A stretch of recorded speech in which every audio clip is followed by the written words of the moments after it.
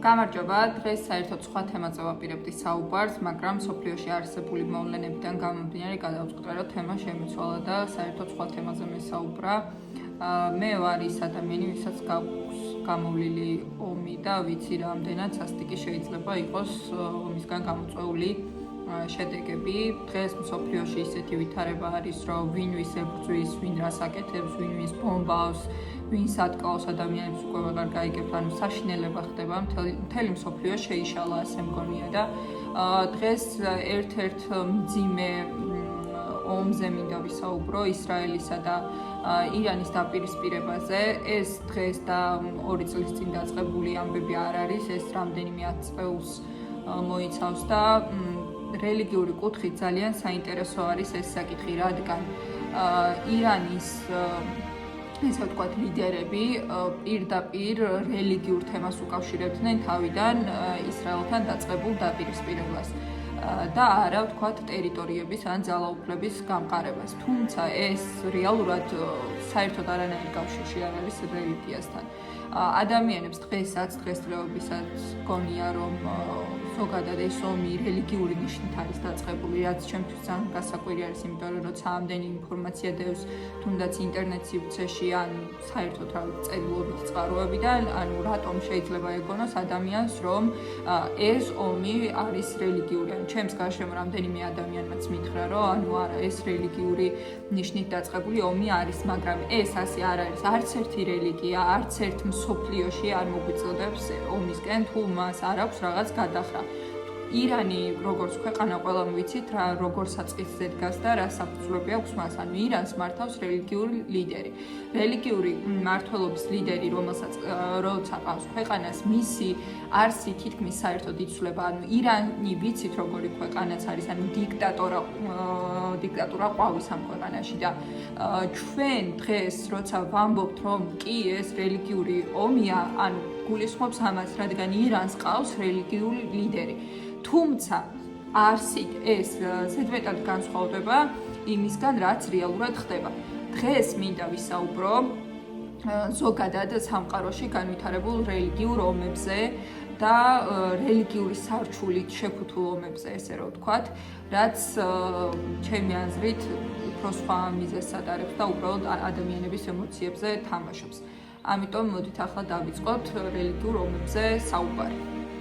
სამყაროში, როცა გაჩნდა უკვე რელიგიები, ადამიანები ერთმანეთს უკვე რელიგიური ნიშნებითაც ებრძოდნენ. თავიდან პირველყოფილურ ხანაში ადამიანები ერთმანეთს ებრძოდნენ საკვების გამო, საკვების მოპოვების გამო, თავშესაფრების გამო და ამის გამო ხოცავდნენ სხვადასხვა ტომები ერთმანეთს. თუმცა, რაც უფრო დრო გავიდა და ჩამოყალიბდა თქვათ სხვადასხვა რელიგიური მიმდევრობა ან ასე შემდეგ, ადამიანები უკვე დროთა განმავლობაში შემდეგ რელიგიური ნიშნითაც ხოცავდნენ ერთმანეთს. თუმცა აქედან გამომდინარე არ შეიძლება გამოვრიცხოთ ის, რომ რელიგიური ნიშნით დაწყებული ომი შესაძლებელია ყოფილიყო ძალაუფლების განმტკიცების საწყისი. ანუ რელიგიით ადამიანები ზოგადად ძალიან მარტივად манипуლირებენ საზოგადოებაზე. ირანი, როგორც რელიგიური ქვეყანა, ძალიან მარტივად манипуლირებს ამ საკითხით ადამიანებზე და ამბობს, რომ ჩვენ გვინდა რომ ისრაელის ტერიტორია გავათავისუფლოთ, ესე ვთქვათ, უჯულო ხალხისგან და ეს ქვეყანა ისევ გამოექცეს რაღაც მუსლიმანური ზეგავლენის ქვეშ. ჩვენ ვიცით, რომ ისრაელში ძალიან ბევრი მუსლიმი ცხოვრობს, არაბი მუსლიმები და მათ შორის დაპირისპირება ძალიან ხშირად ხდებოდა. თუმცა ეს ყველაფერი უფრო ადრეული საწყისიდან მოდის. როგორც კი ირანმა მოიპოვა ესე ვთქვათ რელიგიური ლიდერი გახდა ამ ქვეყნის მმართველი, ეს დაპირისპირება ძალიან გამწვავდა. ანუ იმ პერიოდიდან მოყოლებული ხდება ირანსა და ისრაელს შორის დაპირისპირება. ჩვენ სამყაროში გვახსოვს არაერთი რელიგიური ნიშნით დაწყებული ომი. თუნდაც ჯვაროსნული ლაშქრობები, რომლებიც მათ საერთოდ შემდგომ პერიოდში უკვე სახე დაკარგა და უბრალოდ ძარცვა გლეჯვაზე იყო გადასული. ეს ლაშქრობაც არის ჯვაროსნული ლაშქრობებიც იყო დაწყებული რელიგიური ნიშნით და მათი ვთქვათ საწყისი იყო იერუსალიმის გათავისუფლება, თუმცა ამან შემდგომ პერიოდში საერთოდ სხვა სახე მიიღო. თავდაჯერებულად შემიძლია ვთქვა, რომ ეს იყო ბრძოლა უბრალოდ ტერიტორიების გაფართოების მიზნით და ძალაუფლების განმტკიცების მიზნით. არანაირი რელიგიური, ესე ვთქვათ, ნიშა არ ქონია ამ ომს შემდგომ პერიოდში, თუმცა რელიგიური საწყისიდან რელიგიური სარჩულით დაიწყო ეს ომი. ამიტომ მოდით ახლა სათითაოდ განვიხილოთ რელიგიური ომები და შემდეგ გადავიდეთ უკვე ირანისა და ისრაელის დაპირისპირებას. გიამბობთ რამდენიმე მნიშვნელოვან რელიგიურ ომზე, რომლებმაც დატოვა დიდი კვალი მსოფლიოს ისტორიაში და ხშირად გადაიზარდა ქვეყნებს შორის კონფლიქტებში. ამ ომებს მხოლოდ სარწმუნოებრივი საფუძველი არ ჰქონდათ. ხშირად რელიგია პოლიტიკურ, ეკონომიკურ ან კულტურულ ინტერესებთან იყო გადაჭაჭული. ზუსტად ასეთი ომი გახდათ ჯვაროსნული ომები მე-11-13 საუკუნეებში, ადგილმდებარეობა გახდათ ახლო აღმოსავლეთი და ევროპა, მონაწილეობდნენ ევროპელი ქრისტიანები, კათოლიკეები და მუსლიმანური სახელმწიფოები, სელჩუკები, აიუბიდები და მამლუქები. მიზეზი გახდათ იერუსალიმისა და წმინდა მიწების გათავისუფლება მუსლიმანებისაგან, პაპებისა და დასავლური მონარქიების ძალაუფლების გაძლიერება. შედეგად კი მივიღეთ იერუსალიმი ხანმოკლე დროით დაიპყრეს ქრისტიანებმა, თუმცა საბოლოოდ მუსლიმანებმა დაიბრუნეს ქალაქი. რელიგიური ნიშნით ომები დაიწყო ასევე საფრანგეთში. ცნობილი არის ჰუგენოტების ომები 1562-1598 წლებში. ადგილი გახლდათ საფრანგეთი, მონაწილეობდნენ კათოლიკეები და ფრანგი პროტესტანტები, ჰუგენოტები. მიზეზი გახდათ რელიგიური დაპირისპირება, პოლიტიკური გავლენისთვის ბრძოლა. შედეგად მივიღეთ მრავალრიცხოვანი ხოცვა-ჟლეტა, მაგალითად წმინდა ბართოლომეს ღამე 1572 წელს. საბოლოოდ ედიქტი ნანანტის გამოცემა 1598 წელს, რომელმაც გარკვეული თავისუფლება მიანიჭა ჰუგენოტებს. შემდეგ კი გახლავთ 60-წლიანი ომი 1618-1648 წლებში. ადგილი გახლავთ ცენტრალური ევროპა, უმეტესად გერმანიის ტერიტორიები, მონაწილეობდნენ კათოლიკური და პროტესტანტული სახელმწიფოები, მაგალითად ავსტრია და ესპანეთი უპირისპირდება შვედეთს და დანიას, ასევე ფრანგ პროტესტანტებს. მიზეზი გახდათ რელიგიური დაპირისპირება წმინდა რომის იმპერიაში, დინასტიური და ტერიტორიული ინტერესები. შედეგად მივიღეთ ვესფალიის ზავი, ევროპის პოლიტიკური რუკის გადახატვა და 8 მილიონამდე დაღუპული ადამიანი. ოსმალეთის და ევროპული სახელმწიფოების ომები. ადგილმდებარეობა ამ ომების იყო ბალკანეთი, ცენტრალური ევროპა, მონაწილეობდნენ მუსლიმანი ოსმალები და დაპირისპირებული მხარე იყო ქრისტიანული სახელმწიფოები, მაგალითად ავსტრია, ვენეცია, პოლონეთი. მიზეზი გახლდათ რელიგიური განსხვავებები, იმპერიალური ექსპანსია. შედეგად მივიღეთ ტერიტორიული ცვლილებები, ოსმალეთის ექსპანსიის შეჩერება ევროპის გულში, მაგალითად ვენის ალყა 1683 წელს. ასევე ინდოეთის რელიგიური ომები, მაგალითად მუგლების დროინდელი ომები, ჰინდუისტი და მუსლიმი მმართველებს შორის გაჩაღებული ომები, განსაკუთრებით აურანგზების ხანა მე-17 საუკუნეში. მიზეზი გახლდათ რელიგიური განსხვავებები, იმპერიული ძალაუფლების განმტკიცება. შედეგად მივიღეთ მუსლიმანური მმართველობის გაძლიერება ინდოეთის ნაწილებში, თუმცა გრძელვადიან პერიოდში ხანგრძლივი და დაძაბულობა საზოგადოებაში. აქვე არ შეიძლება არ ვახსენოთ ინდოეთისა და პაკისტანის დაპირისპირებაც, რომლებიც უკვე მაცლეულებს ითვლის. აუცილებლად უნდა ვიცოდეთ, რომ ბევრ რელიგიურ ომში რელიგია ხშირად გამოიყენებოდა როგორც იდეოლოგიური საბაბი. ქვეყნის მმართველები ხშირად რელიგიას იყენებდნენ ადამიანის ფსიქოლოგიაზე ზემოქმედებისთვის. რეალურად კი ომებს იწყებდნენ ძალაუფლების განსამტკიცებლად, მიწების დასაპყრობლად, ეკონომიკური რესურსების დაუფლებისთვის და საკუთარი პრივილეგიის დამტკიცება უნდათ ზოგადად მსოფლიოში. ამიტომ არასდროს არ უნდა აგვერიოს რელიგიური ომები პოლიტიკურ ომებთან. ირანის ღაზის სექტორისა და ისრაელის დაპირისპირება ძალიან ხშირად რელიგიური სახითაც ჩანს, თუმცა რეალობაში ბევრად უფრო რთული და მრავალშრიანი კონფლიქტია. მოდით ახლა დეტალურად განვიხილოთ ისრაელის დაპირისპირება ღაზის სექტორთან, ანუ ჰამასთან, რა არის ამ ყველაფრის მიზეზი, რა მოხდა და ასევე განვიხილოთ ირანის ჩართულობა ამ კონფლიქტში. ღაზის სექტორში მმართველია ჰამასი, სუნიტური ისლამისტური ორგანიზაცია, რომელიც აცხადებს, რომ იბრძვის ისრაელის სახელმწიფოს წინააღმდეგ პალესტინელების თავისუფლებისთვის. ისრაელი, ებრაული სახელმწიფოა, ამ კონფლიქტს აღიქვამს როგორც ბრძოლას ტერორიზმის წინააღმდეგ. ჰამასის იდეოლოგიაში ძლიერი რელიგიური კომპონენტია, მისი ქარტია ღიად ამბობს, რომ მათი მიზანია ისრაელის სახელმწიფოს განადგურება და ისლამური მიწების გათავისუფლება. ისრაელის მხარეს რელიგია ფორმალურად კონფლიქტების საბაბი არაა, ისრაელი სეკულარული სახელმწიფოა, თუმცა ზოგიერთი რადიკალური ებრაული ჯგუფები ამ ტერიტორიებს ბიბლიურ მიწებად მიიჩნევს. რეალური საფუძვლები გახლავთ ტერიტორიული დავა, ვისია იერუსალიმი, ვისია დასავლეთი ნაპირი და ღაზა, ეროვნული თვითმყოფადობის უფლება, ისრაელი ებრაული სახელმწიფოა, პალესტინელები დამოუკიდებელი სახელმწიფოს სურვილის მქონე ხალხი, ეკონომიკური და სოციალური უთანასწორობა, ძალაუფლებისა და უსაფრთხოების საკითხი. რელიგია აქ იდეოლოგიური ინსტრუმენტია, მაგრამ ძირითადი მიზეზები გახლავთ პოლიტიკური, ტერიტორიული და ეროვნული ხასიათის მატარებელი. ირანი შიიტური ისლამური რესპუბლიკაა, რომელიც ღიად უპირისპირდება ისრაელის არსებობას. ირანი მხარს უჭერს ჰამას, სუნიტებს და ჰეზბოლას, ლიბანში არსებულ შიიტურ დაჯგუფებას. ისრაელი თვლის ირანს თავის მთავარ მტრად რეგიონში, განსაკუთრებით ბირთვული პროგრამის გამო. ამ ყველაფერს ირანის მხრიდან აქვს რელიგიური სარჩული. ირანის ლიდერები ხშირად რელიგიური რიტორიკის გამოყენებით ამბობენ, რომ ისრაელი მათთვის ბნელი ძალაა, რომელიც მუსტაფების მიწაზე, ანუ ისლამურ მიწაზე უკანონოდ არსებობს.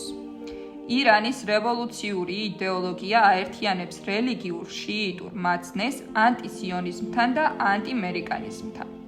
ამ ყველაფრის რეალური საფუძვლები გახლავთ რელიგიური ჰეგემონიისთვის ბრძოლა, ირანის სურვილი გააძლიეროს საკუთარი გავლენა ახლო აღმოსავლეთში, ისრაელის სურვილი შეაჩეროს ირანის ბირთვული პროგრამა და შეზღუდოს მისი გავლენა ლიბანსა და პალესტინაში.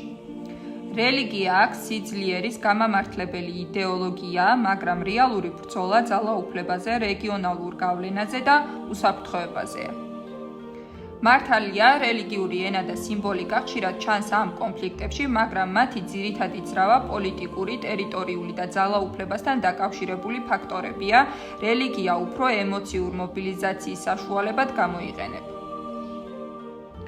როგორ და როდის გამოიყენეს ირანმა, ჰამასმა და ისრაელმა რელიგიური რიტორიკა თავიანთ კონფლიქტებში და რა რეალური მიზეზები იმალებოდა ამის მიღმა. ჰამასი 1987 წელს შეიქმნა როგორც ისლამური წინააღმდეგობის მოძრაობა, მისი ქარტია 1988 წელს პირდაპირ ამბობს. პალესტინის მიწა ისლამური ვაკუფია, ანუ საღვთო საკუთრება, რომელიც მუსლიმთა თაობებს გადაეცემა და ვერავის ვერ დაეთმობა. ეს ნიშნავს, რომ ჰამასის აზრით პალესტინა, მათ შორის ისრაელის ტერიტორია, ისლამური მიწაა და მუსლიმანებსვე უნდა დარჩეს. ჰამასის ლიდერები ხშირად ახსენებენ ჯიჰადს ისრაელის წინააღმდეგ, მათი განცხადებები ხშირად შეიცავს ყურანის ციტატებს, მაგალითად დაემორწმუნეებმა იბრძოლონ ალაჰის გზაზე და დაესძლიონ ურწმუნოებს ყურანი 4:76. მათი ვიდეოები და მიმართვები ხშირად დასრულებულია სიტყვები ინშალაჰ, პალესტინა გათავისუფლდება. ირანი და რელიგიური რიტორიკა ისრაელთან დაპირისპირებაში. ირანის ისლამური რესპუბლიკა 1979 წელს რევოლუციის შემდეგ აცხადებს, რომ ისრაელი ეშმაკის პატარა სატანაა. დიდ სატანად მიჩნეული არის ამერიკის შეერთებული შტატები. ირანის ლიდერები, მაგალითად აიათოლა ხომეინი, აიათოლა ხამენეი, აცხადებენ, იერუსალიმის გათავისუფლება მუსლიმთა რელიგიური ვალია. ისრაელი უნდა გაქრეს რუკიდან, რადგან ეს უზურპატორული მიწაა. ამის მაგალითები ასევე გახლავთ ყურანის დღე, ირანის მიერ დაწესებული ყოველწლიური დღე, როცა მსოფლიოში მუსლიმანებს მოუწოდებენ იერუსალიმის გათავისუფლებისკენ. ირანის სახელმწიფო ტელევიზია ხშირად აჩვენებს ისლამურ რელიგიურ სიმბოლიკას, როცა ისრაელს აკრიტიკებს, მაგალითად სურათები ალ-აქსას მეჩეთთან იერუსალიმში. რეალური მიზეზები გახლავთ რეგიონში გავლენის გაფართოება, ლიბანი, სირია, ერაყი, იემენი, რევოლუციური რეჟიმის ლეგიტიმაციის გაძლიერება, შიიტი და სუნიტი მუსლიმანების გაერთიანების მცდელობა საერთო მტრის წინააღმდეგ. ისრაელი და რელიგიური მოტივები. ისრაელის სახელმწიფოს კონსტიტუცია სეკულარულია, მაგრამ ბიბლიური რიტორიკა ხშირად ჩნდება, განსაკუთრებით მემარჯვენე რელიგიურ წრეებში. ზოგი პოლიტიკოსი და რელიგიური ჯგუფი ამბობს, ეს მიწა ღვთის მიერ ებრაელებისთვის დაპირებული მიწაა. ბიბლიური იუდეა და სამარია უნდა დარჩეს ისრაელის სახელმწიფოს ნაწილად. იერუსალიმი გამოცხადებულია გაერთიანებულ და განუყოფელ დედაქალაქად, რადგან ბიბლიურ პერიოდში იქ იდგა იუდეველთა ტაძარი. ზოგიერთი მემარჯვენე პოლიტიკოსი იყენებს სიტყვებს ჩვენ ვბრუნდებით დავითისა და სოლომონის მიწაზე. რეალური მიზეზები კი გახლავთ უსაფრთხოების გამყარება, სტრატეგიული და ისტორიული ტერიტორიების შენარჩუნება, დემოგრაფიული უპირატესობის დაცვა.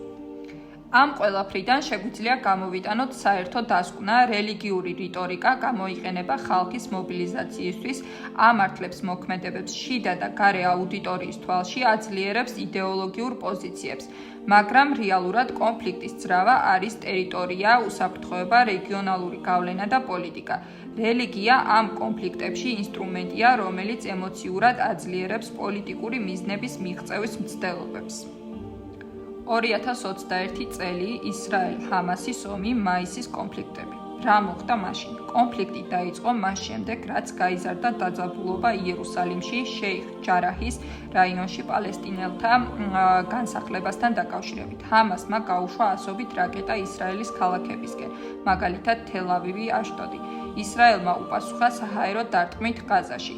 რა რელიგიური რიტორიკა გამოიყენეს მაშინ? ჰამასმა მიმართა პალესტინელებს და მსოფლიო მუსლიმებს იერუსალიმი ჩვენი სიწმინდეა, ალ-აქსას მეჩეთი ვერ დაეცემა, ეს ჯიჰადია, ჩვენ წმინდა მიწის დასაცავად ვიბრძვით. ისრაელში ზოგიერთი მემარჯვენე პოლიტიკოსი აცხადებდა, ჩვენ ვიცავთ იერუსალიმს ჩვენს ერთ-ერთ უდიდეს სიწმინდეს, თუმცა სახელმწიფო დონეზე განცხადებები უფრო სეკულარული ხასიათის იყო, უსაფრთხოების დაცვა ტერორიზმისგან. ამ ორი სახელმწიფოს რეალური მიზნები გახლავთ ჰამასის მოიპოვოს პოპულარულობა პალესტინელებს შორის, აჩვენოს, რომ ის იერუსალიმის დამცველია, გაზარდოს რეგიონული მხარდაჭერა, ისრაელის გახლავთ შეწყვიტოს რაკეტების ცეცხლი, შეასუსტოს ჰამასის სამხედრო შესაძლებლობები. რეალურად კი მივიღეთ ათასობით მსხვერპლი, უმეტესად ღაზაში, სტატუს კვო დიდად არ შეცვლილა, მაგრამ ჰამასმა გაიმყარა იმიჯი, როგორც ალ-აქსას მცველი. ირანი და სირიის ომი 2011 წლიდან დღემდე, ირანის გავლენის გაფართოება. ირანმა მხარი დაუჭირა სირიის პრეზიდენტ ბაშარ ასადს სუნიტური ოპოზიციის წინააღმდეგ. გააგზავნა რევოლუციური გვარდიის შენაერთები. შეაიარაღა შიიტური ჯგუფები, მაგალითად ჰეზბოლა. მაშინ ირანმა გამოიყენა ასეთი რელიგიური რიტორიკა, რომ ჩვენ ვიცავთ სიწმინდეებს შამში, ანუ სირიაში შიიტურ წმინდა ადგილებს, მაგალითად საიდა ზანაბის მავზოლეუმი. ირანის ლიდერები ამბობდნენ, რომ ისინი ტაკფირისტი ტერორისტებისაგან, ეგრეთ წოდებული ყალბი მუსლიმებისაგან იცავდნენ სირიას. რეალური მიზნები გახლდათ ირანის რეგიონალური გავლენის გაძლიერება, სირია როგორც სტრატეგიული მოკავშირე გახდა ირანის, ისრაელის წინააღმდეგ ფრონტის ხაზის გაძლიერება ჰეზბოლას გზით, შიიტური დომინირების გაფართოება რეგიონში. შედეგად მივიღეთ ირანის პოზიცია სირიაში გამყარდა, ისრაელი ხშირად უტევს ირანის პოზიციებს სირიაში, რომ არ მისცეს უფლება იარაღი მოამარაგოს ჰეზბოლა. ირანი აფინანსებს და აძლევს იარაღს ჰამას, ანუ სუნიტურ დაჯგუფებას და ჰეზბოლას შიიტურ დაჯგუფებას ლიბანში. ირანი ცდილობს სამხრეთ ლიბანი და ღაზა გამოიყენოს ისრაელის წინააღმდეგ. ირანის რელიგიური ლიდერები ამბობენ, რომ ისრაელი ეშმაკის პროექტია მუსლიმანური სამყაროს შუაგულში. ჩვენ ვუჭერთ მხარს ნებისმიერ წინააღმდეგობის მოძრაობას, რომელიც იბრძვის ისრაელის განადგურებისთვის. ირანის მიზანია ისრაელის გარშემო სამხედრო წნეხის შექმნა, ირანის როგორც მუსლიმანური მოწინავე სახელმწიფოს იმიჯის გაძლიერება, ამერიკის შეერთებული შტატებისა და მისი მოკავშირეების გავლენის შესუსტება.